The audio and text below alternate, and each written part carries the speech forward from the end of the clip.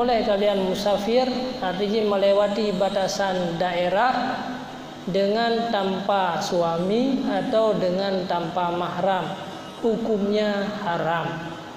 Jadi hanjil dia katanya, walaupun tujuan tu berzikir, walaupun tujuan tu majlis ilmu, selama na di kampung orang yang mengajarkan ilmu tersebut. Kecuali kampung nak tahu pernoleh ilmu wajibnya, perleh dia untuk ja ulua, itu yang dibolehkan. Jadi orang ini hanjil musafir. Jadi Rasulullah gelarang terhadap tanyong urinam untuk musafir, kecuali musafir yang wajib. Lagi tanajak waji yang pertama, umrah yang pertama, nyan ada hana mahram je.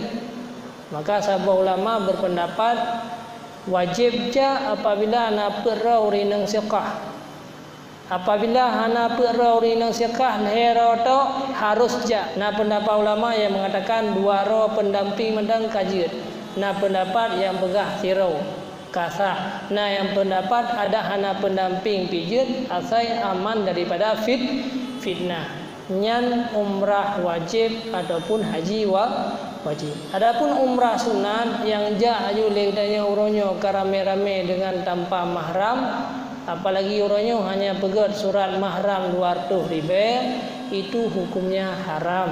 Musafir gudanyo musafir dalam keadaan haram. Jadi belaan pula yang umrah mantang haram. Bahkan dalam musyawarah ulama muda di Langsa, kalian kesimpulan bahawa musafir urinang dengan tanpa mahram asaikan bak tempat yang wajib, nyan hukumnya haram.